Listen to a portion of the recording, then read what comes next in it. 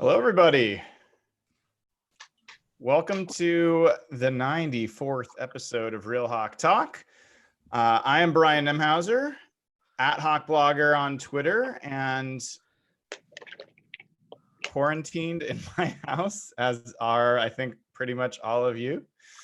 I'm joined right now by compatriots across the globe. We've got at Evan in SEA. He's actually down in Arizona, but he's joining us. How's it going, Evan? Good. I just retrofitted my patio from a drinking and relaxation space into a workout place. So I am actually on day 14 deciding to get my shit together. So everybody clap for me. That's what I'm asking. Oh, that's great. And appropriately, I'm giving you a golf clap because Arizona has deemed golf to be an essential service and has remained open. And awesome. I've never considered moving to Arizona more than I have right now. Golf is absolutely an essential activity. Yeah, especially for those over 80. So, Jeff, at Real Jeff Simmons on Twitter. Are you joining us from Toronto or are you in Florida? Where are you, dude? No, I'm still in Canada. I'm in Toronto. Like you, I wish I could be in Arizona right now. Today was our first nice day in a while. Today's like the first day we've seen sun in a bit, so it was nice to get out and go for a walk. I wish I could golf right now. I definitely am jealous of anyone who can, but it's nice to see some sun again and be able to go out for a walk and get out of the house a little bit. This puts things in perspective because I was complaining to Alex yesterday. It was like 70 and sunny, and I was like, "This weather sucks." I'm like, "This is horrible." Oh man! So this is giving me gratitude. Yeah, we've had a lot of Seattle weather here lately, so it's been rainy and gloomy, and we got some sun today, so that was nice. Good to hear, dude. And check out Nathan Ernst at Nathan E11. He is making the most of quarantine. Evan in particular is enjoying this. What the hell happened? What's going on, dude? Whoa. Man, you should have seen me like a week ago before I actually cut off the top too. I was just letting it all go, and then I did whatever this is. Dirtbag quarantine. I'm taking advantage of the time. Is this Cam Weens on the chat wants to know if this is at all Tiger King related? It is not. No. I did this before Tiger King came out, so technically he copied me. And Nathan, you're kind of looking like Andy Reid right now. I don't like that so much. I think not in width, more in facial similarities. No, I don't think so. I'm getting more like, those guys on the motorcycle, trick my whatever ride. Who's the diabetes guy? Called? Yeah. I think that's might be most what I'm like. I don't know. And Evan, you look like you've maybe got some peach fuzz back on the face. How's that going for you? Thank God it's actually growing back fairly quickly. So I'm thankful for that. Yeah. Well, I've definitely heard that one of quarantine's great joys is going to be finding out how people handle haircuts and shaving and things of that nature. This could be interesting. For those of us who just cut their own hair all the time, it's not too much of a problem, but we'll see. Hey, so there has been a bunch that has gone on. I think all of us were trying to wait until the move was made that we're all waiting to be made, but it doesn't seem to be coming anytime soon. And that's the signing of Jadeveon Clowney. He remains what I think we've all qualified as the team's top priority, one of the top free agents on some list, the top free agent on the market, and yet unsigned and unclear what's going to happen with him. Before we get into the moves that the team has made, let's talk a little bit about the status of Jadeveon Clowney. Nathan, based on your facial hair, I am most interested in hearing your point of view on both what do you think is happening with Jadeveon Clowney and when do you expect resolution? I really have no idea. I mean, I think what's going on with him, I mean, I think it seems pretty clear that the bottom fell out of his market. He either thought he was going to get way more than he really was, or the offers just weren't there. Sounds like probably a combination of both. I feel like that it's gone on this long, it could be something that just goes and goes and goes. Like, there's really no, I don't know what the forcing function is for something to get done. So, from Clowney's perspective, like, what difference does it make if he signs today or if he signs a month from now? Like, what is going to be gone that's not there today, right? So I don't know. I think it could go for a while at this point. Well, Evan, I'm coming to you next because the thing that's going to be gone is cap space, right? I mean, eventually teams will sign and they will not want to use their cap space, or they will not have the cap space to spend.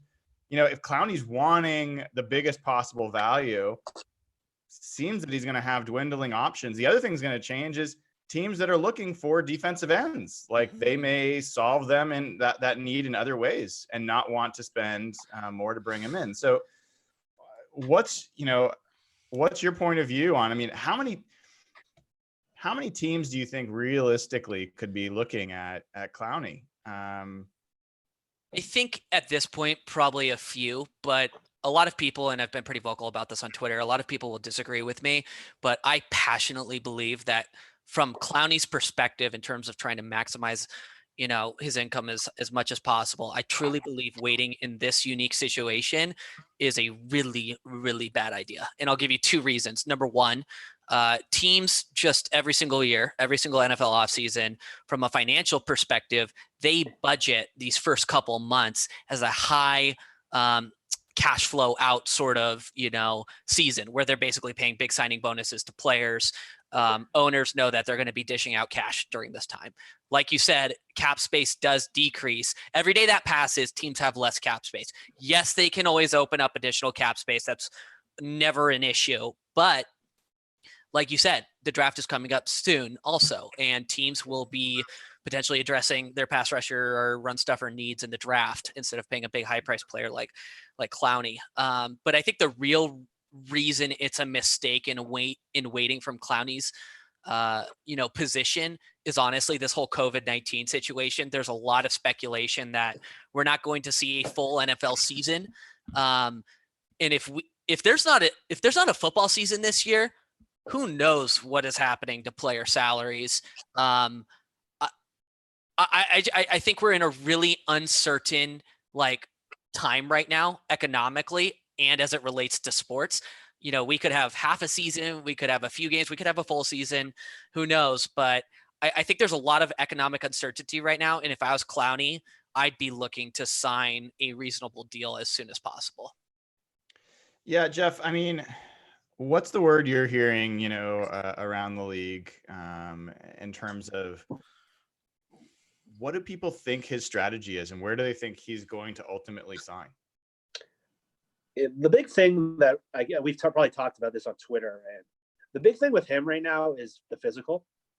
And doctors have told the NFL they were no longer doing physicals right now because all their doctors' resources want to go towards COVID. So Clowney, based on the fact that he just came off core surgery and he's had the microfracture surgery, him not being able to do a physical really hurts him specifically. And you're seeing it as well with Cam Newton. It's the same problem that he's having and why no one wanted to trade for him. So that really is where teams are kind of up in the air being like, what is he going to do next? Because Bob mentioned in his article, Bob Condota, that he could wait until training camp. And Evan just mentioned the risks of that. And around the league, everyone's kind of wondering the next kind of pain point for him is people are waiting to see if he fires his agent or not. Because that's usually what happens in this scenario where Clowney's pissed he didn't get the money he wanted. Maybe he didn't get marketed right. So if he fires his agent, things could change very quickly. So teams are kind of waiting for that because if you look at pain points, that's usually what draws a big move financially. The draft is usually the big pain point, but this year's draft is pretty weak at defensive end. So in a usual scenario, like say a team really wanted to draft a high end, they went before him, then you might turn to Clowney and say, okay, we didn't get our guy in the draft, let's go with Clowney.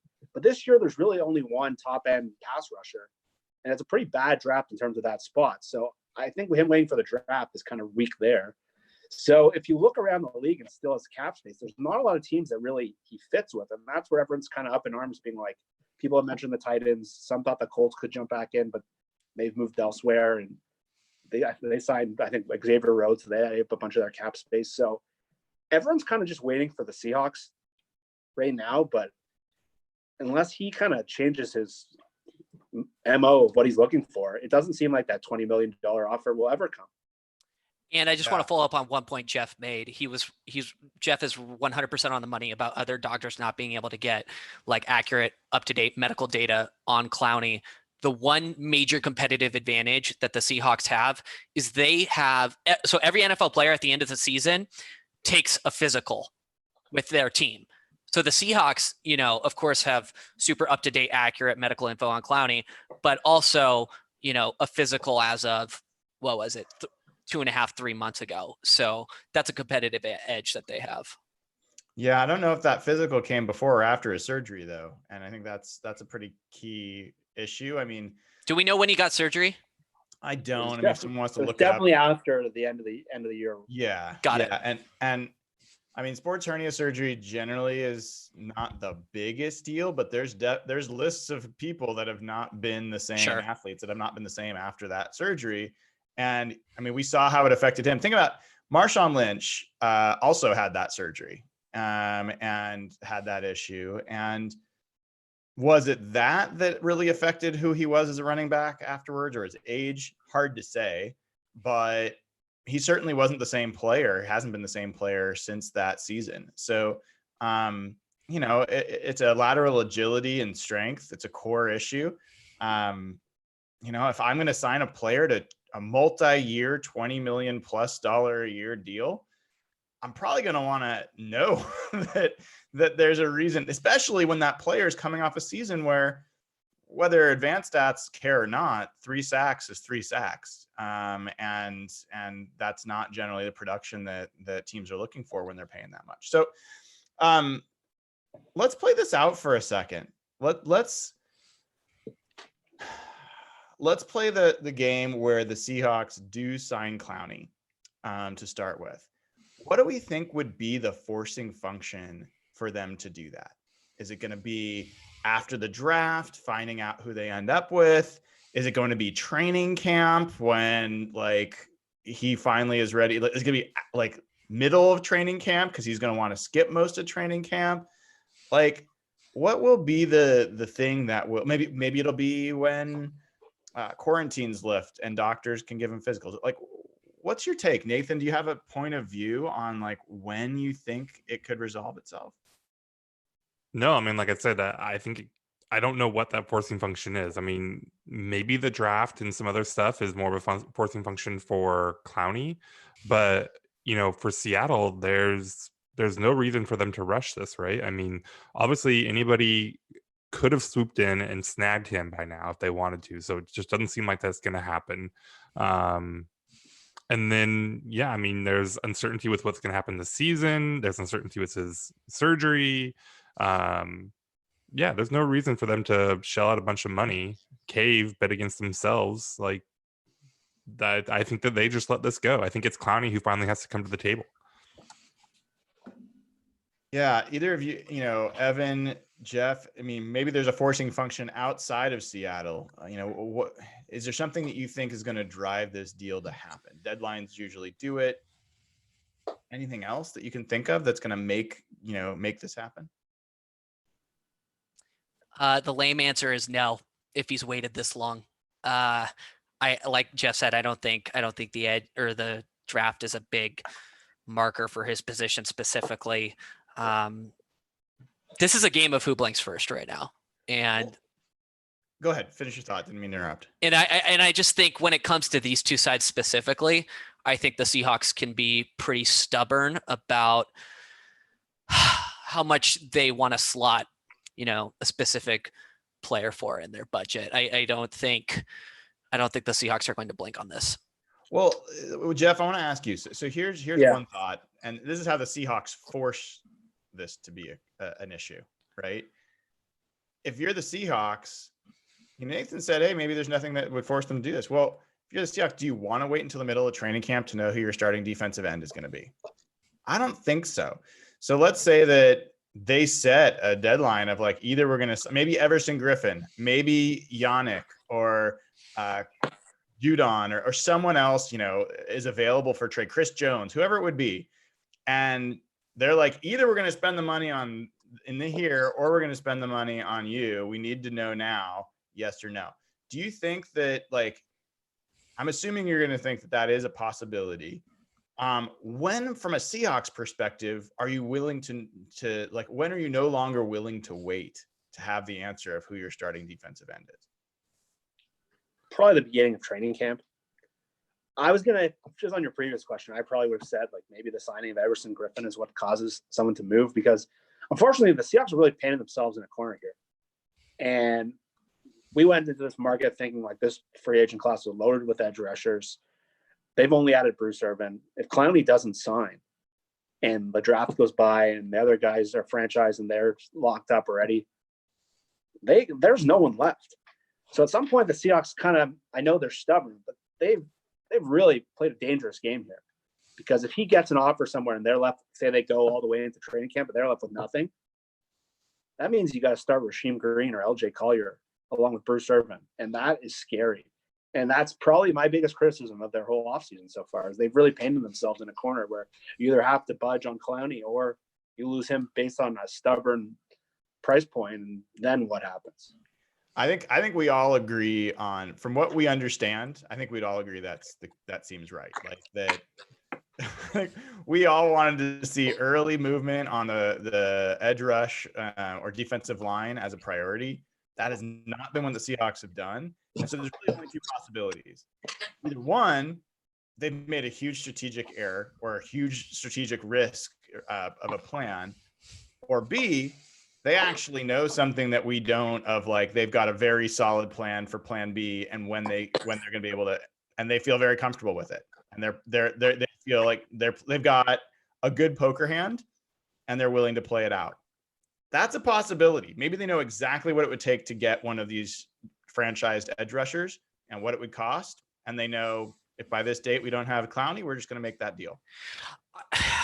That's fine, and I agree with that. But my biggest concern is that Clowney walks over a freaking $3 million difference per year. My concern is if they end up trading major draft capital instead of spending a couple extra milli per year to get Clowney locked in long term, to me that's a big strategic mistake. Like that, if plan B is trade a first round pick straight up for Yannick or whatever his name is, that's not a good plan. Well, let me ask you guys this. I know that people want to talk about the moves they did make, but if this is such a big deal, I mean, it is the biggest open question for sure on this team right now. The Seahawks last year had major questions on their defensive line at this time. They did not have Jadeveon Clowney. Whether we like it or not, they did not have Ziggy Ansah. Like they had moves that were left to be made from their perspective. Ansah was after the draft. Clowney was during training camp? That was last week. Right? Like, so I want to know from each of you. Last year, they traded for a franchised player who had not signed the franchise tender yet.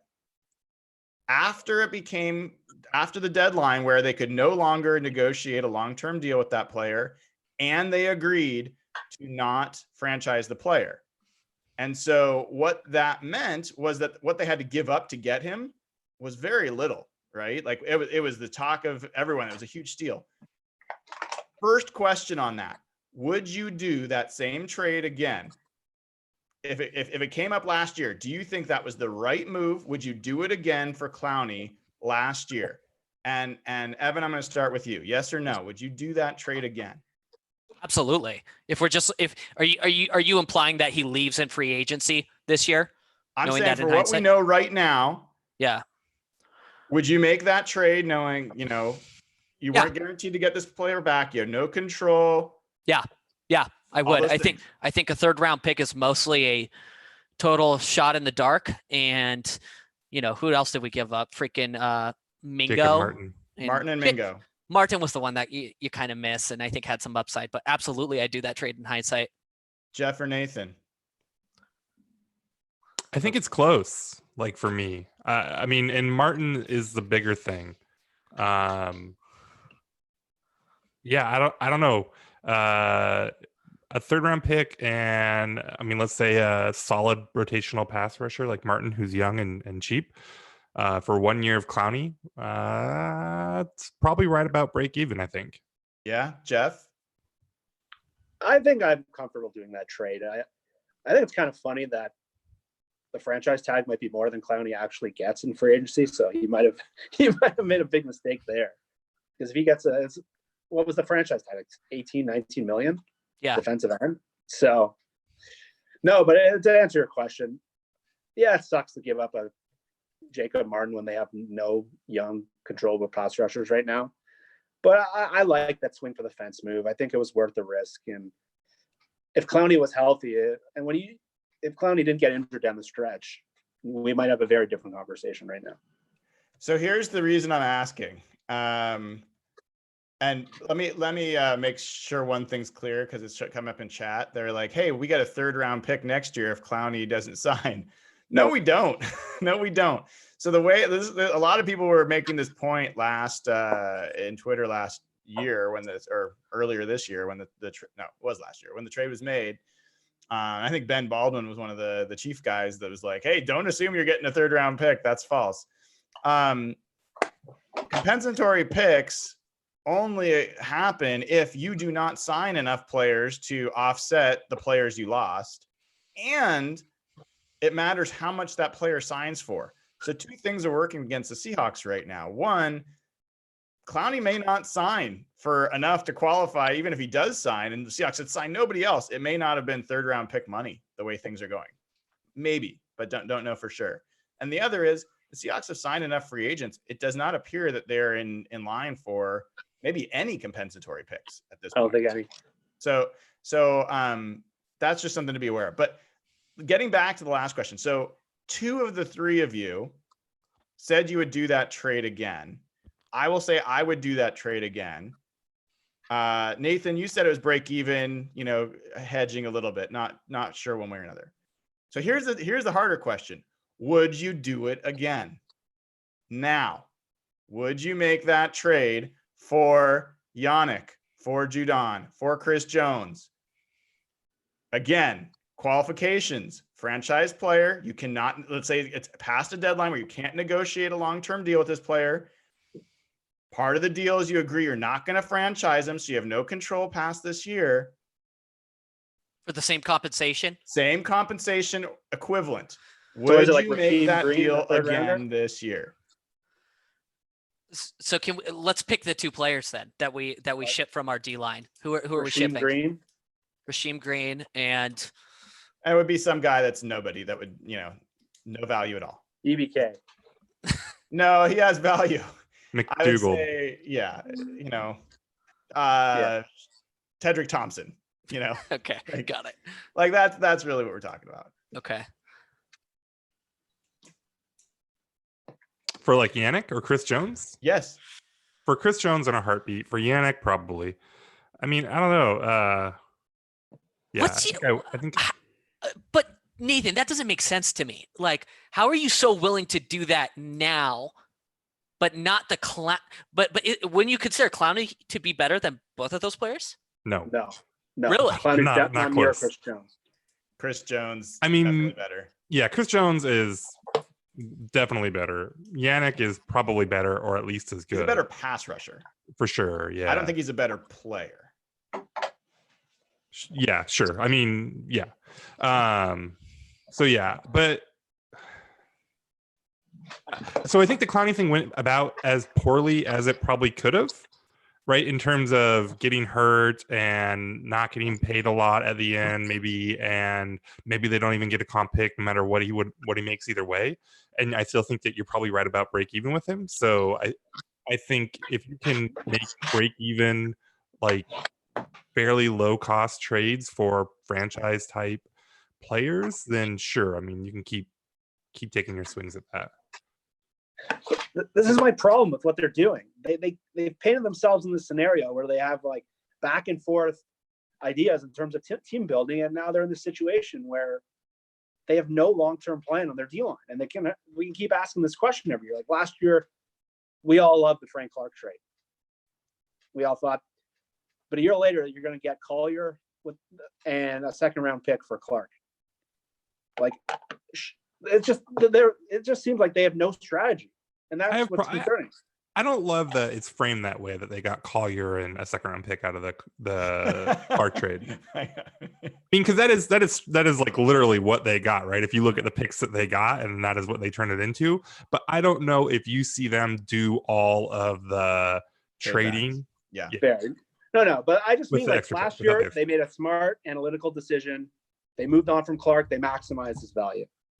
Now they're in a situation where they have to trade for a guy they got to pay $21 million to. There's just no consistency in what they're doing. I can't see what their plan is here. That's what I'm confused. I know that's been a point of view in the chat for us for a while. I guess I see it a little differently. I mean, I very much understand what you're saying, which is, hey, if you've got a philosophy of how you're going to approach your roster building and personnel, then it should be consistent. You have principles, and those principles don't vary season to season, player to player. I get that. But I guess what I see, and this may not be right, but the way I see it, I would do this Frank Clark trade again, even though Frank played well last year. Mm-hmm. I personally had real questions about whether he was going to be the same player after he got paid as he was before. And we might not know. The first season after you get paid, maybe he's proven himself. Maybe he tails off. It looks like that's not going to be a problem. It looks like that's going to end up being a player that it's reasonable to pay him $20 million a year or whatever he ended up getting. But I think that's for me what is different. Like, I wouldn't have questions about paying Yannick or paying Chris Jones that kind of money. And so to me, it's a player-based decision. But yeah, I get what you're saying. It's hard to know for sure. So I guess the point there, guys, is most of us, close to all of us, would do the Clowney trade again. We may be in the position of doing the Clowney trade again this season. And the question is whether they did enough else on the defensive line, because it's not complete yet. And they don't even have an Al Woods level addition to the defensive tackle spot yet. Like there's other players other than Clowney that they haven't solved for. And right now they don't have a 5 tech, they don't have either defensive end solved for. And so Clowney's one. I think they need Clowney. I think they need, who would be the 5 tech? I think they need a Leo. I don't think they have anybody who's a starting quality Leo on that team. And then I think they need a 3 tech pass rusher, on third downs.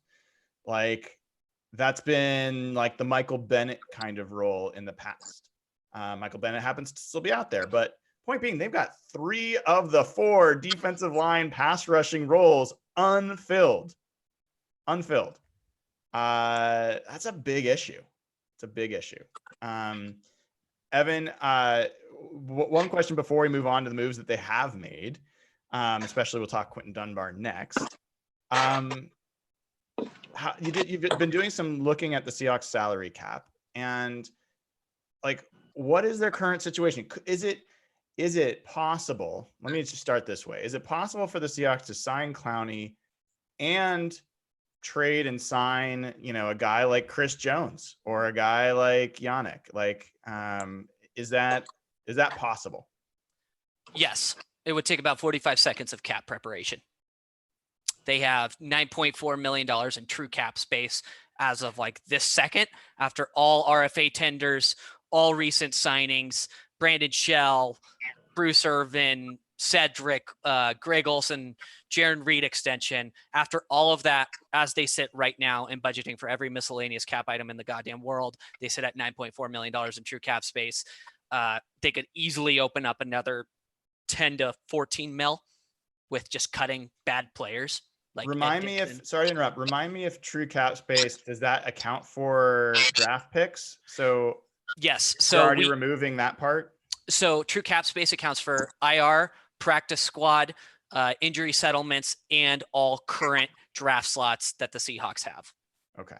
So this is really when you say true cap space, that is the amount that they have to spend on free agents. Yes.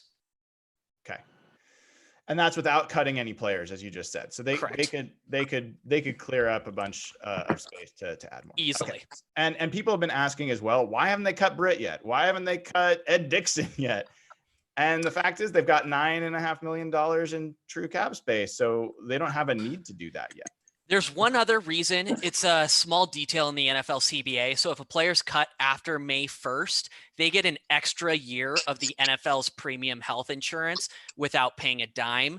The Seahawks have done this before. They did it with Doug Baldwin. This, like Richard Sherman, like this is actually, I don't know about Richard Sherman, but I know Doug Baldwin for sure. So May 1st is kind of like a hinge date in the CBA for healthcare reasons. Good addition. So let's move on to some the team has made. First question on Quinton Dunbar for this group. And this is a participatory raise your hand set of questions. First question, raise your hand if you had heard the name Quinton Dunbar before the news broke. Okay. Keep your hands raised if you had known that Quinton Dunbar might be available. Okay. Raise your hands if any of you had thought of Quinton Dunbar as a target for the team. Okay, for people that are listening, Jeff and Evan had heard of Quinton Dunbar before this trade. I'll admit it, I had not. I probably watched a total of 6 minutes of Redskins football in the past 2 or 3 seasons. I hate watching that team play. I find it incredibly boring. And so, no, I didn't know. And nobody on this panel raised their hands as, yeah, that was a guy I was thinking might be a good fit for the Seahawks. And yet here we are, fellas. The Seahawks made a trade, a 5th round draft pick for Quinton Dunbar, who depends on how you feel about PFF, but it's better to be ranked high than it is to be ranked low. And he was the number 2 cornerback from a ranking perspective in the NFL, according to PFF last season, behind only Richard Sherman, who he's been getting a lot of comparisons to.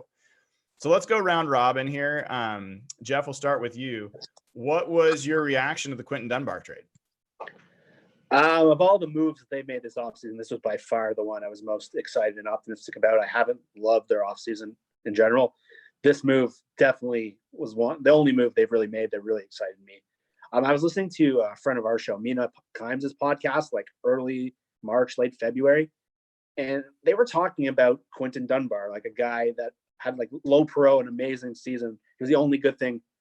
So I just assumed the Seahawks were going to go with a young corner in the draft and maybe sign a veteran nickel guy. And before free agency came out, I think they were linked to a couple of veteran nickel guys. I think TJ Carey and Randall. So I never thought for a second that they were going to really make a move there. And the fact that they were able to get him at that price kind of blew. It was the closest thing to the Diggs trade. But to me, I said it all year when you listened to our show that I thought Trey Flowers was better suited to be the 4th cornerback.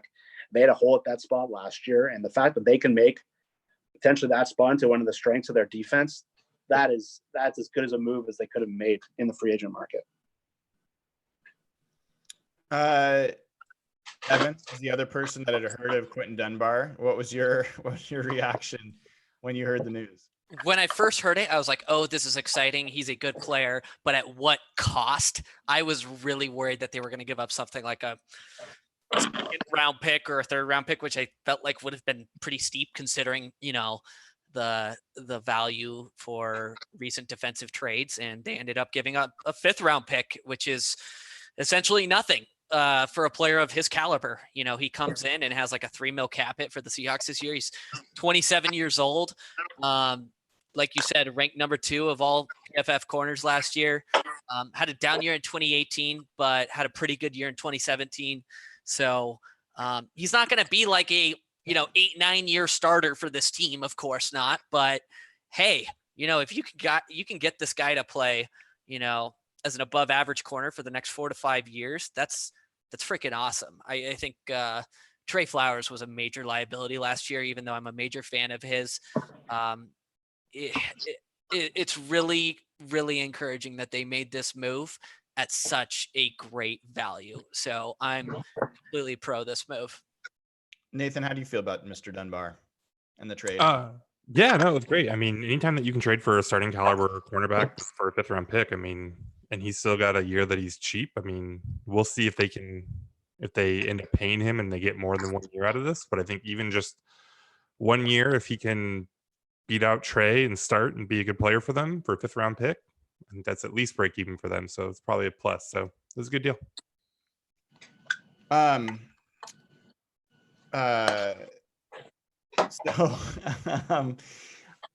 curious, how do you guys think? So I'll offer that when I heard the trade, my first thing to do was to look up Quinton Dunbar, as I'm sure a lot of Seahawks fans were doing. And I liked what I saw. I mean, I liked what I saw from a size perspective. I watched him play as many snaps as I could find of him playing. And I liked what I saw there. One of the things I like best is he seems very instinctive and smart. Like I saw him jump some routes and see where the ball was going to go. And I think if there's a weakness, like the major weakness I would call out for the Seahawks corners, including Shaquille, by the way, it is identifying routes and playing aggressive and assertive to the ball.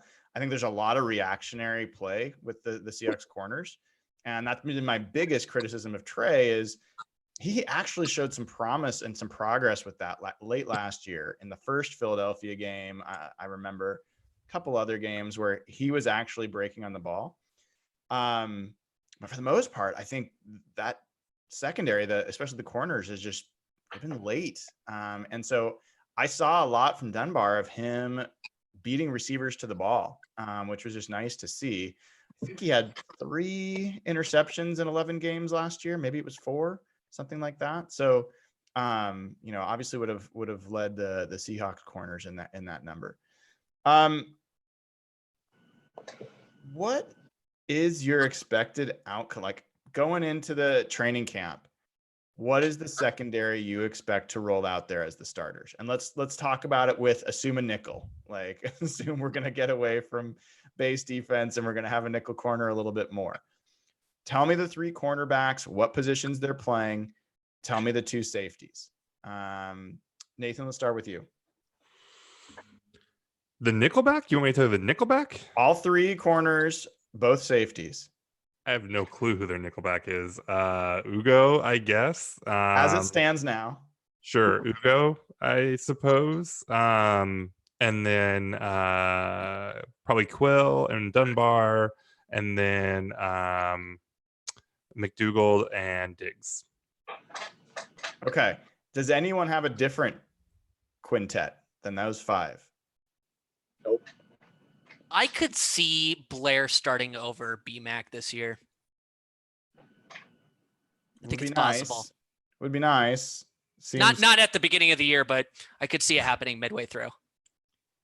Is that like a prediction though? I mean, I can see it too, but yeah, come on, Evan. Is it for game 1? Is that what we're asking Evan, here? come on, dude. Make a call. Okay, it's Blair. Blair's taking the spot. There you go. Hey, I want to thank Cam Weens for the contribution in Super Chat. He is. I own plenty of razors. Nathan, get a razor. That's how I got in this problem in the first place. I will give you one alternative that we didn't mention, and I'd say the odds are exactly what you said, Nathan. That would be the 70 to 80% likelihood. Maybe I'll say it's about a 60% likelihood that that's the case. I'd say there's about a 20% chance that you swap in Blair for McDougald.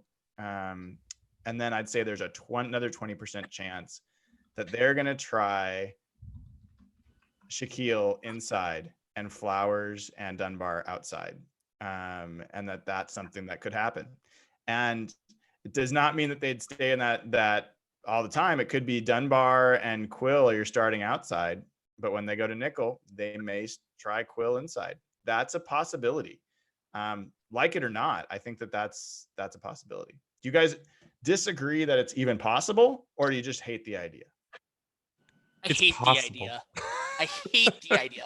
How much do they have to hate Ugo Amadi to not give him reps? Wasn't Pete Carroll like hyping him up like 4 weeks into the season? He was like, oh, we've liked what we've seen from Ugo and he's going to get more opportunities. And it never really happened. Why does God hate Ugo Amadi?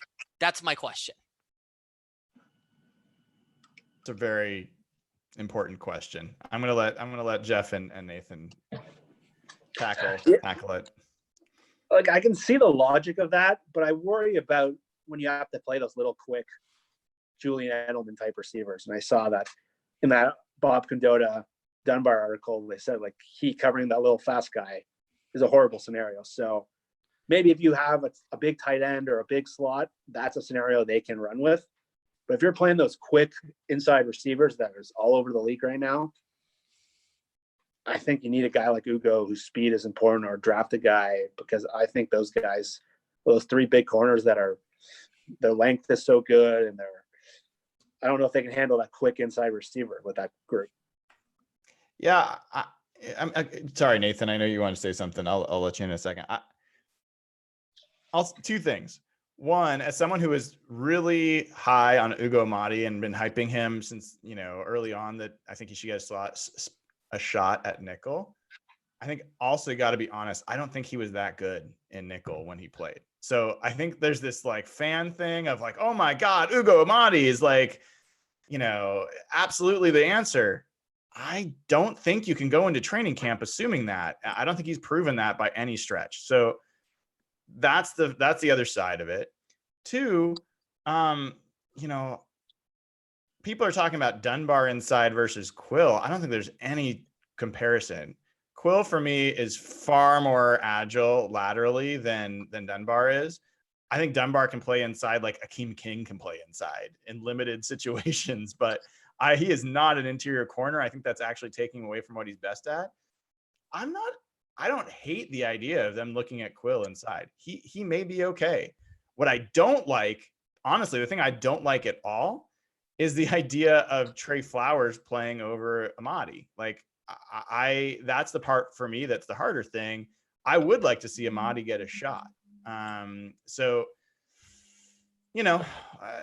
my point of view. Sorry, Nathan, I saw you wanted to jump in and you were shaking your head vigorously as I was speaking, which is pretty typical. Quill should.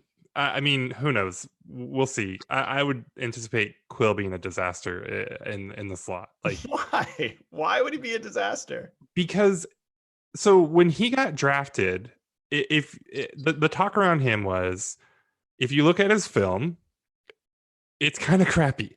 Like, he had a lot of problems and it wasn't always very clean and gave up big plays because he played off a lot. But the idea was he's super athletic, he's long, he's a perfect fit for the Carroll system. So they get him in here, they get him up, they have him play press the whole time, right? They put him in those situations. He should do a lot better. And sure enough, he did. You start playing him in slot and you're putting him in all the same situations that made him look like crap at UCF. And sure, he'll have, progress more and he'll have better coaching, yada, yada. But like, it's just not his skill set, right? I mean, we did the same thing last year when we were like, oh, is a King going to be the nickelback? Will this work, right?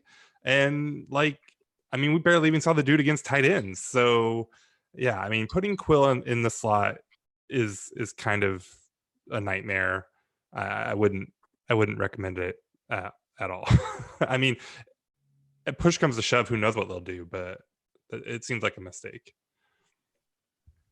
Jeff, were you jumping in on something or?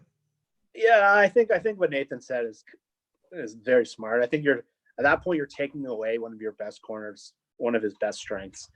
You're still having Trey Flowers on the field. So I don't know why that scenario makes you better. I'd much rather see them try to boost the nickel corner position. And really, when you watch the defense play last year, they were not a fast defense. And Ugo, he didn't get a lot of, like, he looked terrible in that Green Bay game, but he didn't get a lot of snaps last year. He had some good games when he did play, but there's something when he played, like, he's just a playmaker. Like, he had some almost a special teams Pro Bowl season. He was so good at getting down the field. And he's got speed. He's got quickness. If he can get better at, like, playing the ball and route recognition, I would much rather see the first scenario we mentioned, because I don't know if that scenario you mentioned, I know it does kind of maybe helps you cover the inside a little better, but you're still got Trey Flowers in nickel scenarios covering outside receivers. I don't know if that's what you want. That's my biggest issue. That's my biggest issue. And I think the other options here for the Seahawks on the nickel spot, it looks very unlikely that they're going to sign a free agent to cover it. I mean, Kelroby Coleman signed for like $1 million to play that spot. That guy would have been great as a slot corner for the Seahawks. So either the Seahawks just are not looking at that position in free agency, or they didn't like the guys available. So the other two options are that they're going to look at it in the draft, and there are some decent slot corners in the draft that they could look at. And I don't think it's the end of the world to start a rookie at nickel corner. You get some safety help there. We'll see. And the other is to do what they've done for a few years, which is wait deep into training camp and make a trade for somebody like on the end of someone else's roster, like they did for Justin Coleman, and bring him in and think that that's going to work out. We saw it work out well with Justin Coleman. We saw it not work out at all with the guy that they got last year, who I can't even remember the name of. I'm not talking about Jamar Taylor. I'm talking about the guy. Harry Nickerson. Yeah, Nickerson, right? I don't even know if he's still on the roster. So no, they cut him, I think, before like the season started. That trade, right? Like, yeah. So that's a risky gambit to play. But let's just say for a second. Let's say for a second that the secondary is what Nathan said it is. Dunbar, Amadi, Shaquille Griffin, Quandre Diggs, and Bradley McDougald. Give me a scale of 1 to 10 of where that secondary is, 10 being best, 1 being horrible, and how you compare it to the secondary that the Seahawks ran out last year. So give me a grade for last year, 1 to 10, and give me a grade. If that's the starting 5, how would you, obviously haven't seen them play yet. This is a projection. Where would you grade that secondary? Ooh, I think you're on mute, Nathan, or couldn't hear you. I'd give it a 5. The one this year? Yeah. And the one last year is like a 3. Wow. Really not much of a difference. You think Dunbar's not that much better than Flowers? I mean, I think going from like straight bad to average is a pretty big jump, right? I mean, yeah. Okay. But I mean, like, you still have McDougald out there who looked like a shell of himself last year, and so could potentially be even worse. Or, I mean, even if he's just the same, he was not a very good player last year. And you still don't have any real answer at the nickel spot. So, I mean, yeah, I don't know that it's a particularly great unit. Evan, where are you? Probably one notch above Nathan. I think they were probably a 4 last year. And the conservative side of me says go 6, but Quinton Dunbar is a huge upgrade. Like, he's really, he had a phenomenal year last year, and he's entering the Pete Carroll system. Pete Carroll is obviously a magician when it comes to defensive backs. I mean, I don't think it's insane to say a 7 for them. How about you, Jeff? I'll go 6.5 for what they are now. I think a big thing is just having Quandre Diggs on the field. He played like 4 games last year. Mm-hmm. And when they didn't have him playing, they had guys who would be in like the -10 or -100 ranking.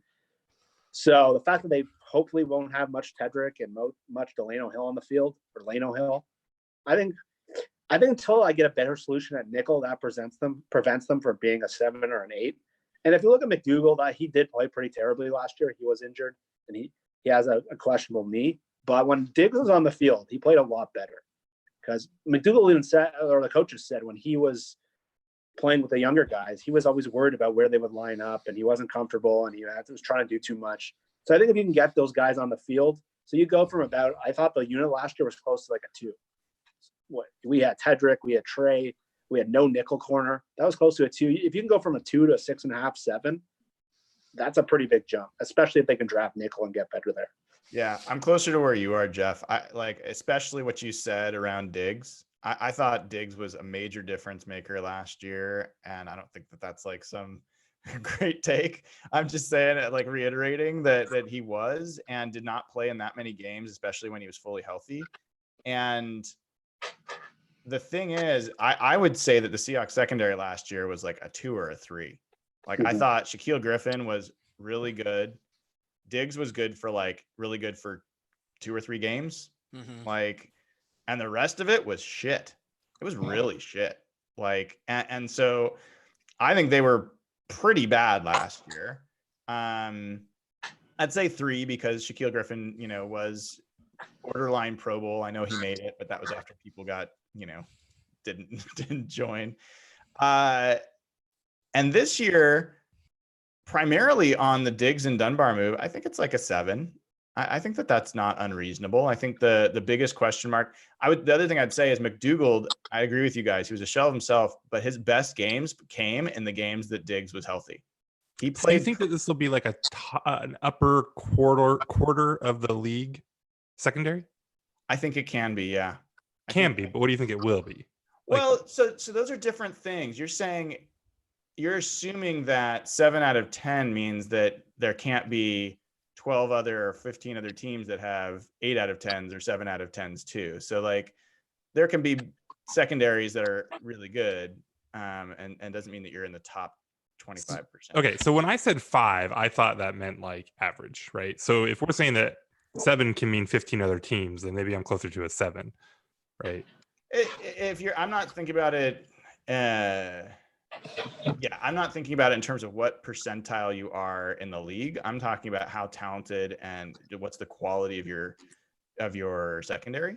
So, 10 out of 10 would have been the Legion of Boom, right? Like that level. I don't think they're anywhere close to that. I mean, like 6.5, 7, I think is a reasonable grade for what this secondary could be. I have a fun little trivia question for you guys while right, I have hit Pro us. Football Focus up right now. So of all safeties with a minimum 20% snap play in 2019, what Seahawks safety had a better overall defensive grade than Quandre Diggs? Marquise Blair. Did you realize that though? Oh yeah. Yeah, they we're saying, love that year. By Tampa them all game. season. I didn't realize he was above Diggs though.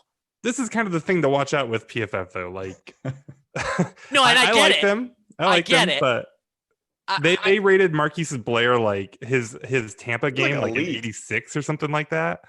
And I did not that know was the his game they gave up. I did like not know 40 his points. PFF 40 grades were points. that high. Yeah, it seems like something's off with that. The thing that may help Blair is he's a playmaker, and they might just give he caused that fumble in the Well, they love his in the San tackling. Francisco game. What's that? They love his tackling, and it shows through in the grades. Yeah, I That's think we great. all like Blair though. I think Nathan and I both are very much aligned on the fact that he has downsides that maybe don't show up for a lot of people.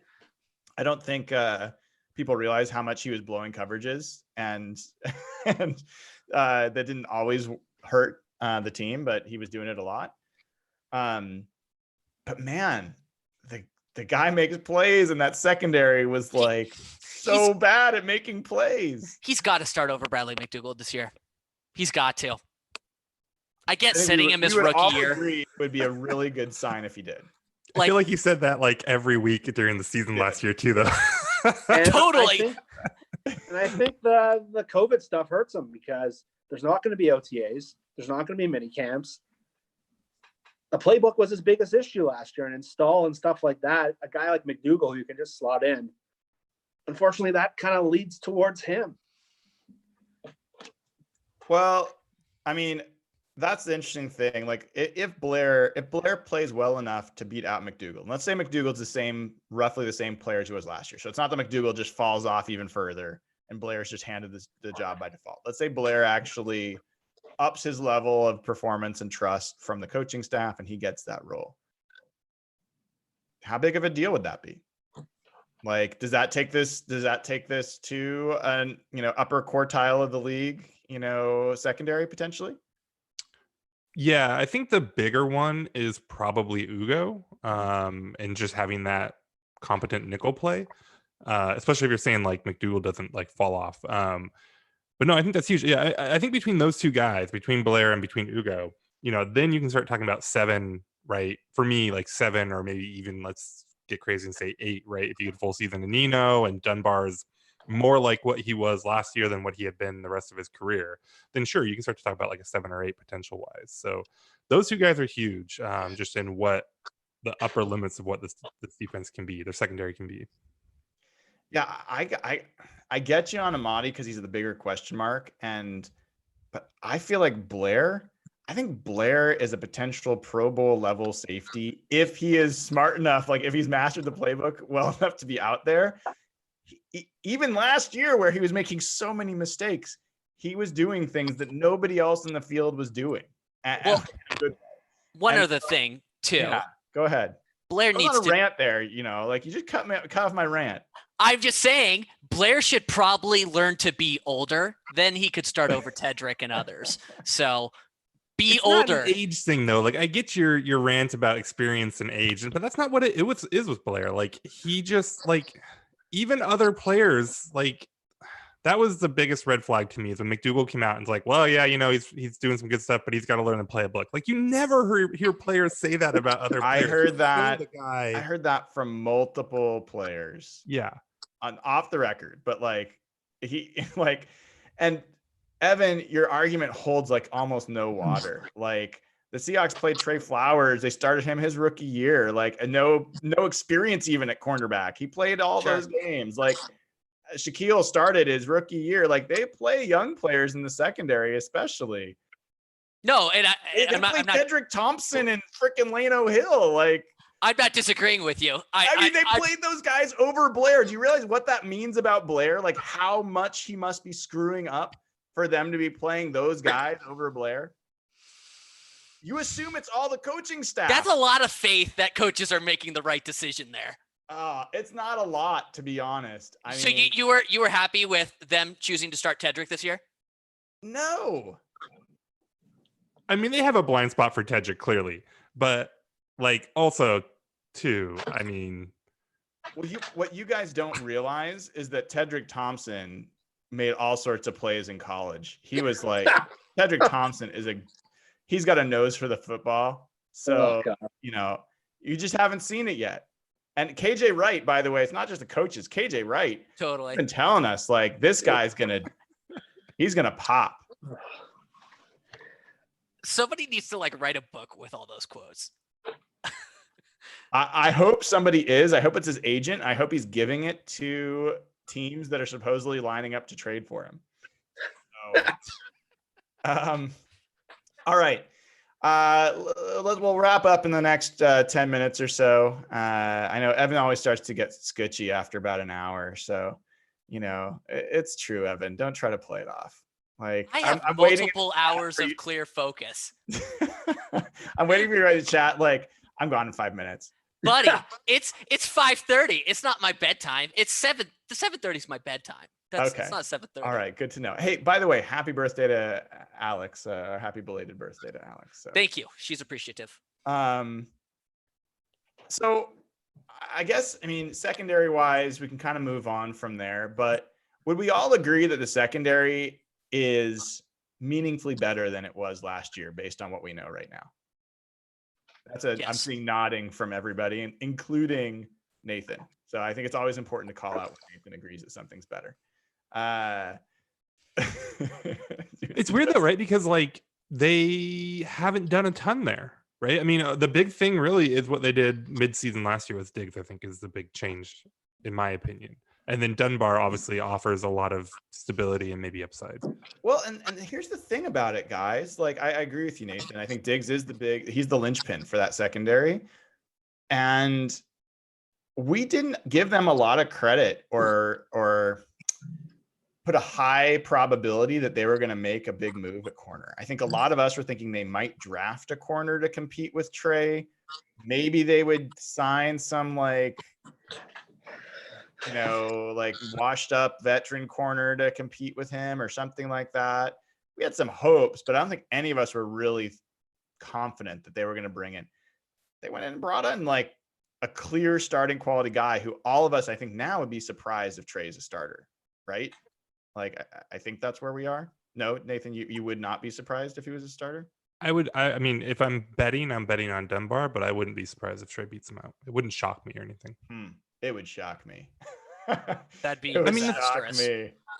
It's not though, because I mean, I think that Trey obviously would have to improve from his freshman year. I mean, we were all sitting here at the same time last year counting Quill out, right? And then Quill had a big bounce back year.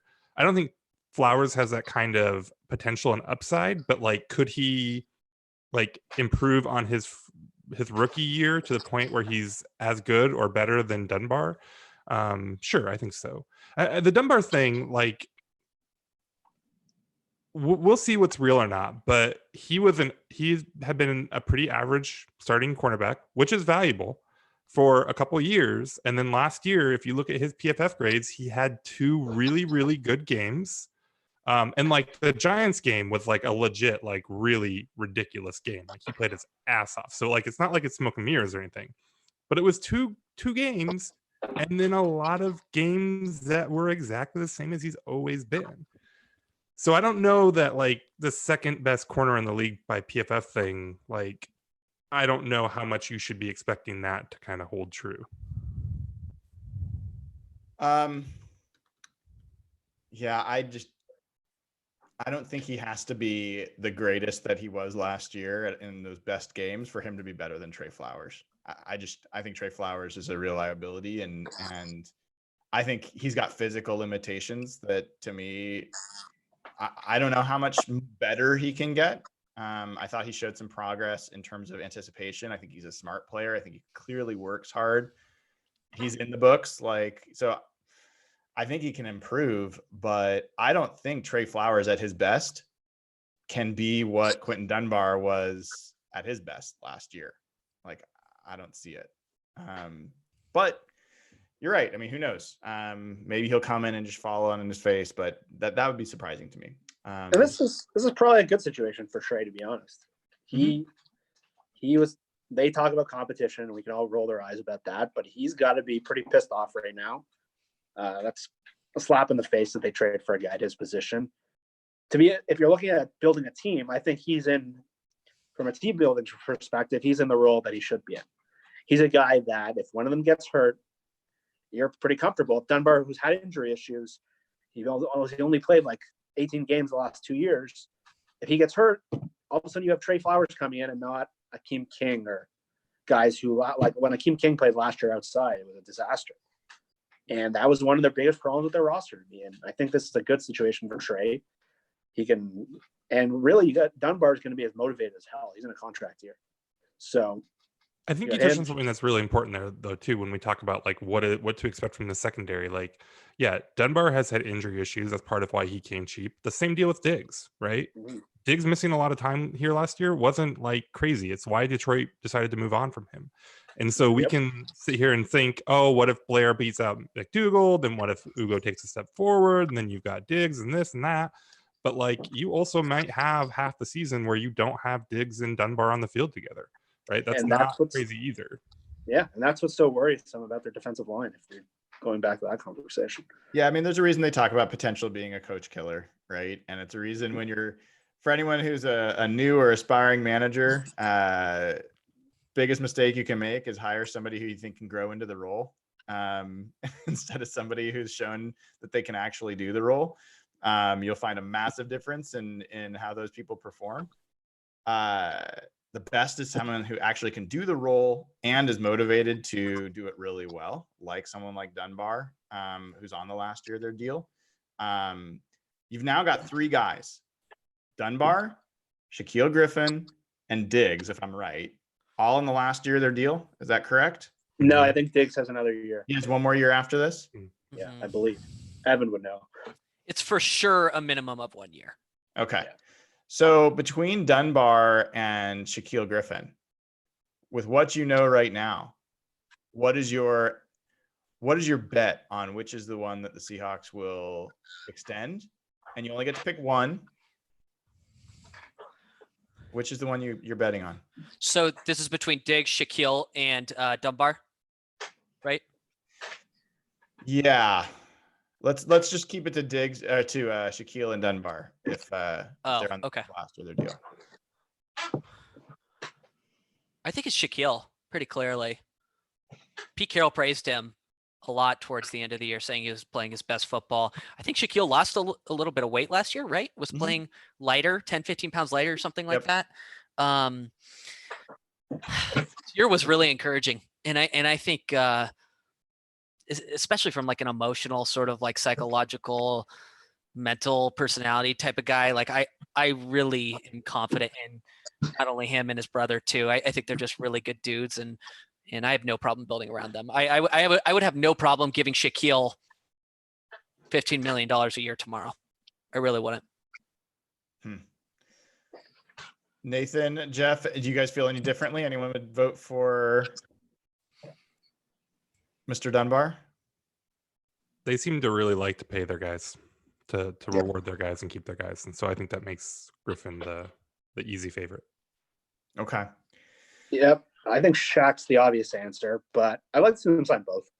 The cap's going to go up a lot. One of the only good parts about the Seahawks bad drafting is they don't really have a lot of guys to pay coming up. And so that allows you kind of to be a little more flexible in building their roster, because really, who do they have to pay coming up? Yeah. DK Metcalf in a couple of years, Lockett. Yeah. Rashad Penny is coming up, baby. Oh, God. Get ready.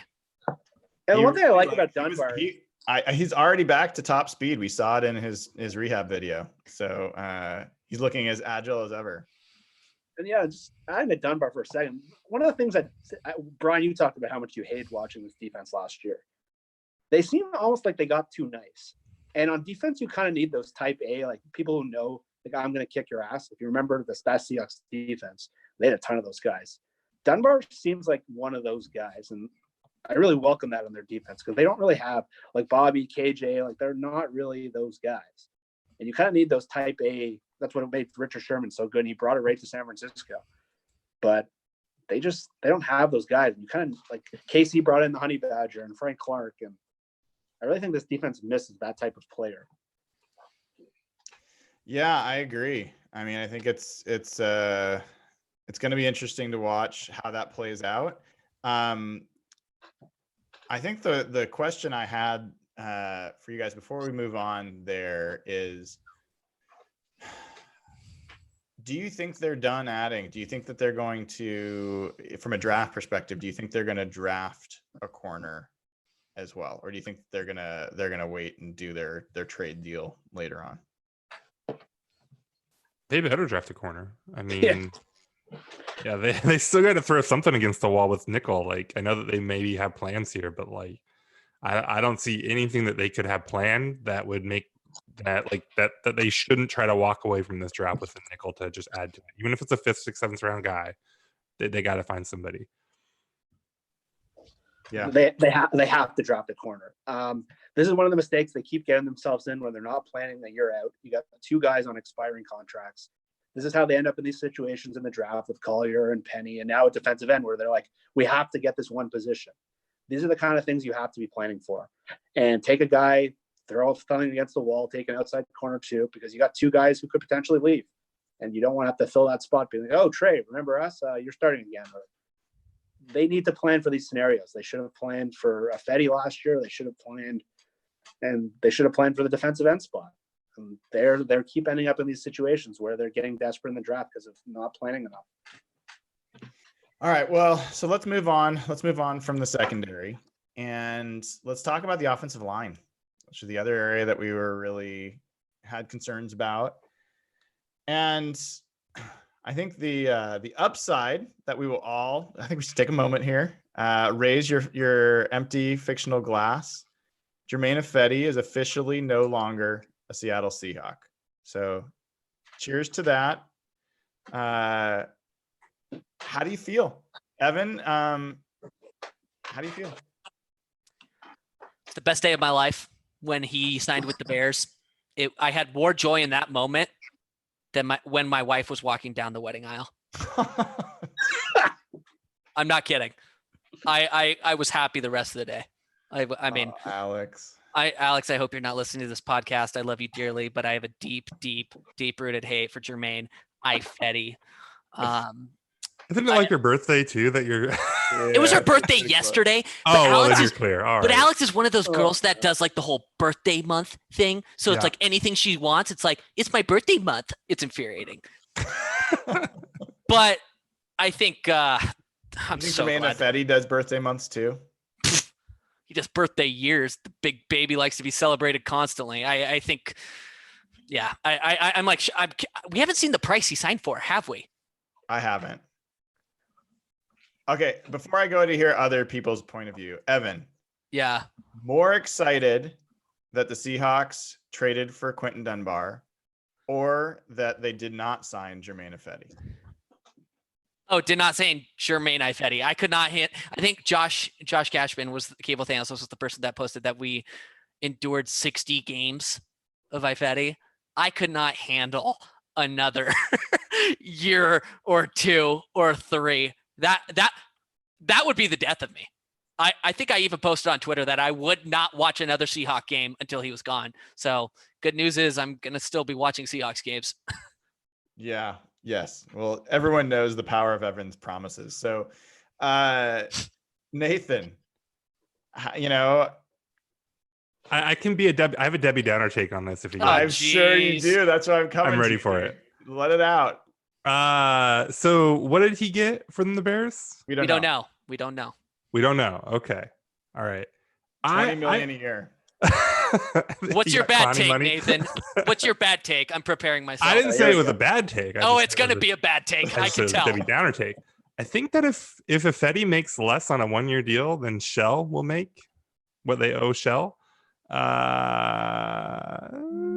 maybe should have just Think brought that Ifedi. that's the light. Do you think? I'm not assuming that's the case. That's highly unlikely. Brandon Shell is going to make 3.4 million next year with the Seahawks. So, I mean, Ifedi sat out there for longer than Shell, got a one-year deal, and they're talking about him maybe playing guard. Like that dude, maybe getting 2 or 3 million. Like no. we'll see.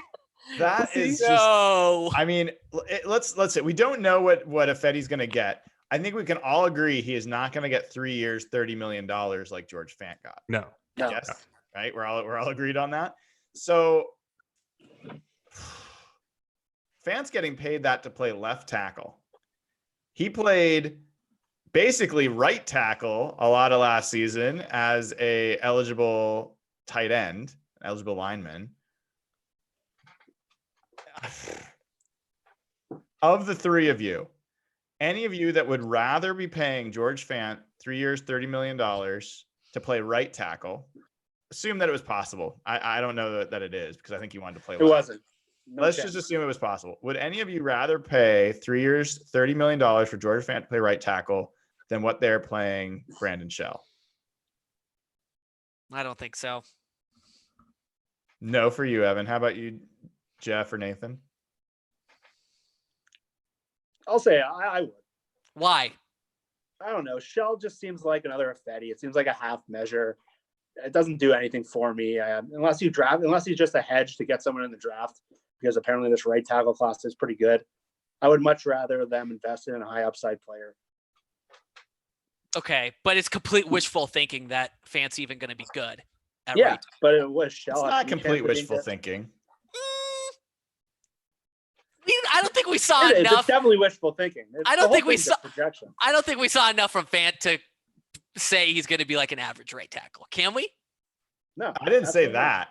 I said, what are the chances that Fant will be better at right tackle than Ifedi was at right tackle? Oh, I think pretty significant. I think the chances are pretty good. 100%. Um, 100% chance. so like, I don't believe, to the point, I can't remember who made it on the pod just a few minutes ago. I think it was maybe Jeff. I'm not convinced that Shell is any better than Ifedi. The only thing that I think I'm convinced that Shell has that Ifedi doesn't is that he's not Jermaine Ifedi. Like, being totally honest, like, No, at least we don't know. Maybe he'll have fewer penalties and be the same mediocre to below average right tackle. That would be something. Maybe he allows somebody else to compete for that position and emerge. Like, maybe. So I don't know. Like, So is this anyone certain? Like, it's certain. I'm going to say like 80% chance or better that the Seahawks are better at right tackle now than they were last year. Anybody that confident that we've improved the right tackle spot? they pretty much got the same player just without the penalties. So yeah. you think that they're the same as they were last year, most likely? A similar player, less mental errors. I'm going to go out there and say, guys, I think there is probably a bigger chance as of right now that the Seahawks will be worse at that position compared to last year than better. I don't think so. I think that Shell really does. I think the Ifedi without penalty thing is very real, and Shell might even just be a little bit better than Ifedi. But wiping out a chunk of those penalties is going to be a big deal for them. And then I think if you look at it from the perspective of them adding an early, if they do go right tackle early, if that's a first round pick for them, I think that they're in a way better situation at that point. I mean, obviously the roster today, I think it's close to a wash. I don't think there's a big chance that they get much worse though. Yeah, I'm worried about Shell. This is by far my biggest criticism of their offseason so far. We talked a lot about the defensive line and things that I would personally have liked to see them do differently. At least I believe that there's a chance that they have a plan there that could still work out. I think their right tackle plan is completely crap. Don't know if they could have gotten Bulaga. Seems very clear that they could not have gotten Conklin. He wanted to play in Cleveland. He wanted to play close to home. So everyone's saying that they should have signed him. I don't think that was an option. Fant, it sounds like, was not an option. He wanted to play left tackle, not right tackle. Don't know. So like, maybe there just weren't that many options to consider. Maybe Bulaga wasn't even an option. If he was, guys, even at $3 million a year more than what he got paid, massive screw up by the team. Huge screw up by the team. So I'm not comfortable with draft a right tackle rookie, and that with this team's, do I want another Justin Britt or Jermaine Ifedi at right tackle as a rookie and think that we're in any better shape? No. Like, and show me what other tackle they've drafted in the first round beside Russell Okung in 2010 in the top 10 of the draft that we should feel good about. I will say this though, all those picks were in the Tom Cable era. Since Solari has come, the draft picks have been Jamarco Jones, who's come in and looks like he can play right away, and Haynes. And we didn't see much of either of them, but I think there's a pretty big difference in terms of the kind of players they got in this regime. They have Steve Hutchinson now, who's kind of evaluating their O-line. We'll see what happens. But a lot of the guys they drafted under the Cable era were projects. And they wanted those athletic guys who they thought they can mold into players. We'll see what happens. I'm not saying that they fix this, but this could be different. Yeah, get another Christian Sicoli in the house. So let's move on from right tackle for a second, because the other thing that's really interesting here is what they're going to do at center and what they're going to do in the interior line. So they also signed Chance Warmack. And I'm not going to make any stupid jokes about them taking a chance. Please stop making those jokes. They are not original or funny. Sorry to be that guy, but it's like I've got an entire mentions like of people like they took a chance. Oh my God. We're better than that, fans, Seahawks fans. So they got Chance Warmack. They got BJ Finney. They have Phil Haynes. They have Jamarco Jones. They have DJ Fluker. There's rumors that they're going to re-sign Jordan Simmons, who was good when he was healthy. He's just been healthy for about 5 minutes in the last 5 years. Let's start with center. Right now, who do you each believe is the starting center for the Seahawks week 1 of the regular season? Is this is the question who is or who will be or who should be? Who will be? I think it's Justin Brett. I don't think they're cutting Brett. Do they have to cut him to get Clowney back?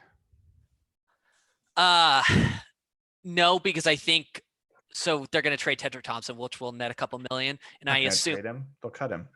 but it's the same. It's the same cap Okay. effect. Okay. Let's be realistic for a second. Yeah. Yeah, It's, no one's trading for that guy. but like it just cutting Ed Dixon and Tedrick gives you that amount. So I don't think so.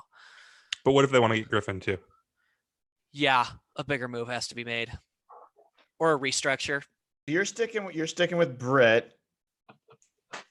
Okay. That's not my preference. I No, just think, that's your belief. yeah. You're allowed to have your beliefs. I'll allow it.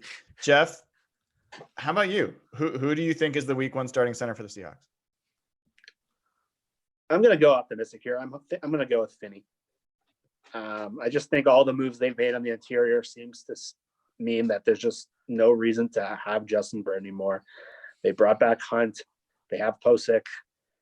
There's no real reason to be paying 2 centers that much money unless they really envision him as a left guard. But I think Nathan did his film and he didn't appear close to as good as he was at guard than he is at center. So I think though they're just waiting for that defensive line group. It might be a trade they're waiting on, but I think they're waiting.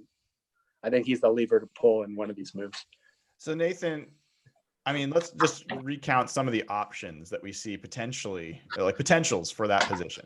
Justin Britt, starter last year, maybe odds-on favorite in some people's perspective. You've got little Joey Hunt, who played the position a lot last year. You've got Ethan Posick, who I think a lot of people forget. Jeff just mentioned him. He was a center in college. He played all 5 line positions. Interestingly, tiny, like 5% chance, outside chance he could compete for the right tackle spot. I saw him play right tackle in his rookie year in training camp, and he looked way better than me. I will offer that. But okay, Ethan Posick. You've got Phil Haynes, who actually started cross training at center last year. And you've got BJ Finney. Those are the ones I could think of off the top of my head. Was the Haynes thing any more than like as an emergency? Because like they were real slim at that point, right?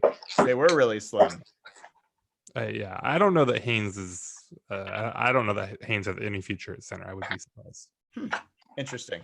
I think I'm that was sure. that was not an sure. oh crap moment for them. But yeah, I mean, if Jamarco Jones wins the left guard spot and Fluker is the right guard, or Finney ends up winning a guard spot for some reason and whatever, and they want to get Haynes in the lineup, not the end of the realm of possibilities. But tell me, so with those guys, who do you expect week 1 to be the starting center? I want to say Finney really bad, not because of any real malice towards Britt. I mean, he's overpaid, and he's not particularly good, but he's not terrible either. I mean, he's not some massive problem that this team has. Right. Yeah. He's not a black hole or anything. But I just think that if Britt is still on the team, then Britt will be the starter. And so I'm hoping that because of other moves that bring in much better players, they will have to move on from Britt, and that means Finney is the starter. So I'm gonna go optimism on that one and just hope that it's Finney, just because of what it means for the rest of the team. Yeah, I'm fairly confident. I'd say 70 to 75% confident that Finney's the center, and that's what they signed him for. I just cannot imagine the Seahawks not needing to spend enough money to have to get rid of Britt. The only thing that could change is maybe they restructure Britt, and they get enough from that to do it, or they restructure or move, convert some other stuff. But I'm seeing, some beat writers, don't want to out anybody, but like saying, well, it's odd that Finney's only listed as a center on the Seahawks roster. Like, I expect him to play left guard instead of Mike Iupati. I don't expect that. I don't expect that. I think they brought him in to play center, and I'm excited about that. I think that could be a meaningful improvement to the offensive line. I mean, Nathan, you've watched him a little bit. Do you think he can be a better center than Justin Britt? He can be a better pass protector for sure. Really light feet, really quick feet. The thing with him, and this is why I don't think he really has. I would be shocked if Seattle saw him as a guard, like especially on any kind of a long-term basis. It's not impossible. The Steelers played him there; he was okay, but he just does not have any kind of pop or strength or push or anything like that.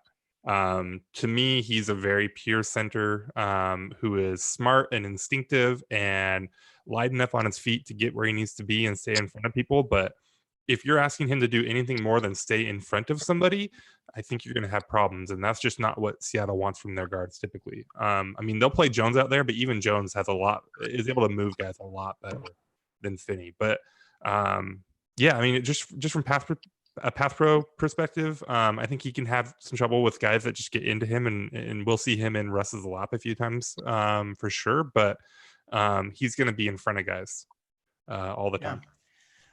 So two more guys I want to talk about before we let you guys go. One is Chance Warmack. I think he's signed for a veteran minimum, probably no guaranteed money. Hasn't played for a year or more, trying to get healthy. Let's say for a second, somehow he has returned to the form he was in when he was with Tennessee the first couple of years, when he was healthier and starting. You have your own point of view on what that was. Do you think this guy could be a starting guard for the Seahawks this year? Is that his upside potential, or do you guys all see him as purely, camp body, rotational backup kind of player? Anyone see him as a potential contender for a starting spot? I mean, maybe potentially a backup. The contract structure definitely indicates him being just a camp body, training camp body. He has a roster bonus, $25K. I believe it was like August 15th, which is right in the middle of training camp. I would need to go back and look at his contract once more, but he qualifies. One thing to mention on him is he qualifies for the veteran. What's it called? Minimum veteran salary benefit. It's a new thing in the CBA where if they have a certain number of years, they count less against the cap.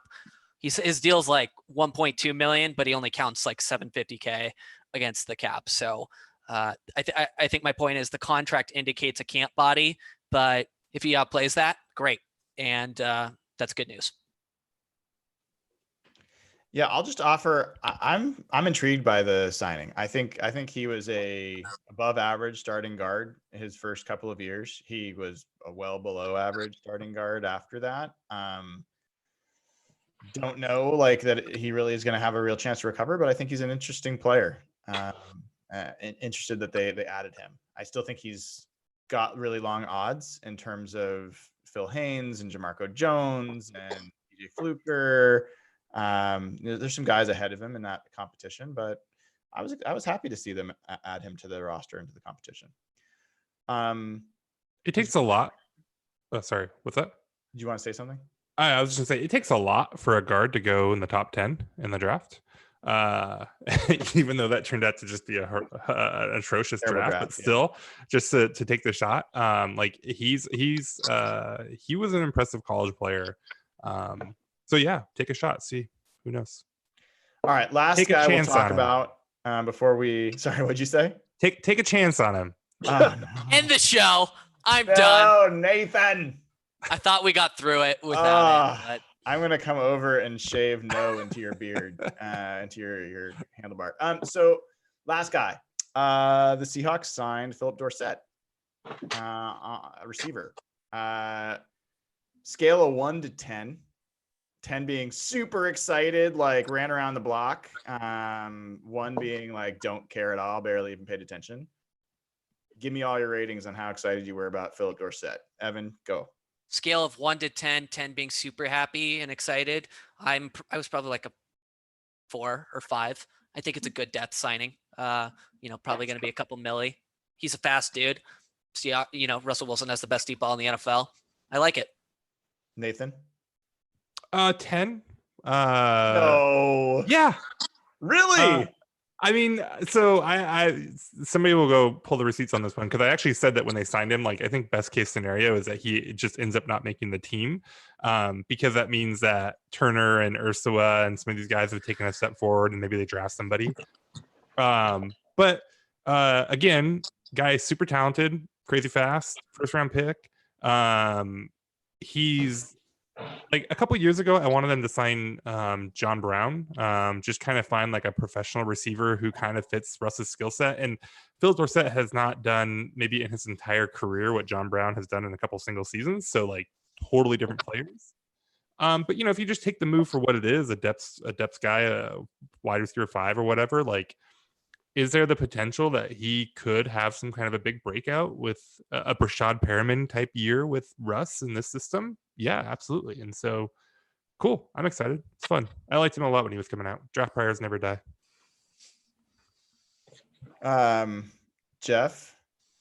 Well, I can't match the 10, but I'll go 6. And Philip Dorsett is a guy who, as Nathan said, he's super fast. They now have 3 receivers that are going to be like Lockett, Metcalf, they can all run. And now they got Olsen and Disley to kind of cover the seams. So from a scheme fit, he's a really good sign because his best skill is getting down the field. And if you remember what Paul Richardson, how he won, that's kind of like a Paul Richardson light you could have got for a very cheap price. And I thought Jake Heaps on Twitter made a really good point. Because to me, when they signed Dorsett, my first worry was, I hope this doesn't prevent them from drafting a receiver high. And that was my first, and that's my biggest fear of them missing on this draft class.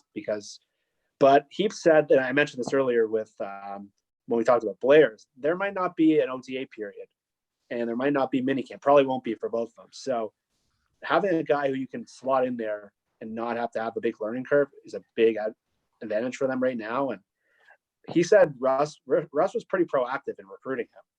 So he's a guy who's like been around. He's made some big plays for New England. You can kind of throw him into big spots and don't use him as like a guy who wins with route running. Just get him down the field, open up things for anyone else. He could be a pretty decent ad for this team. Like, he's not the most exciting player in the world because he's kind of been a first round bust, but the more I think about it, the more I like that move, actually. And it's not a move I even thought when I made our list for us. I didn't even put him on there. So, yeah, it was like 5.5 for me. I personally have been a Taylor Gabriel fan. I think he's the kind of guy that would be a nice addition, big play guy. I think he's actually made a lot more plays in his career than Philip Dorsett has. And he's a guy that can play slot and take a short pass and go deep with it. Break some tackles and just run by people. But Dorsett has some of that in his game. I mean, he's kind of a running back as a receiver and has really top end speed. And look, the Seahawks did not have a reliable third receiver last year. They just didn't have that guy that was the clear third receiver. They had a lot of guys that cycled through it. Dorsett could be that guy. So that's not nothing. I wouldn't call him a total bust. I mean, a total bust wouldn't be, starting receiver for a number of different teams or getting starting reps. So I think it has potential to be a decent signing for that price. So I liked it. Definitely not a 10 for me, but I love that Nathan at least. I just went and checked. I had him as a 0 on the spreadsheet. What did I have him as? I'm choosing to lean into it, though. I mean, my thing, though, is, and I think this is probably what I was thinking at the time with giving it a 0, is I just don't want them to not take a receiver in this class. Yeah. And so hopefully that doesn't be the deal, but who knows? Yeah. All right, fellas. I think we've gone through most of the moves, if not all of the moves. And I think we're waiting for the next shoe to drop, so to speak. Not surprising, shouldn't be surprising that John Schneider and the Seahawks, just like the draft, are not making their big waves in the first day or the first week, but they're kind of into the 4th, 5th, 6th round of free agency at this point, and that's where Schneider starts to get more aggressive, and we'll see. We'll see what happens. Definitely a big question mark about what's going to go on with Clowney and the defensive line. That is the biggest question left on this roster. I'm hoping that they don't sign another tight end. Don't know how many more tight ends that they can have on this roster. But all right. Thank you to everyone who's dialed in. I hope everyone's taking care of themselves, staying inside as much as you can. And, we will try to do these as often as we can because we all have time on our hands, so to speak. So if you haven't already, please subscribe. Hit the subscribe button, hit the like button, add a comment, just share the podcast with people, tell them about it. People are looking for stuff to do. This is the place to do it. And also, if you can, join up at patreon.com, patreon.com/hawkblogger.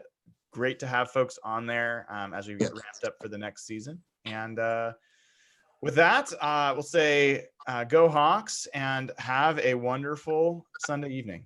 Take care, everybody.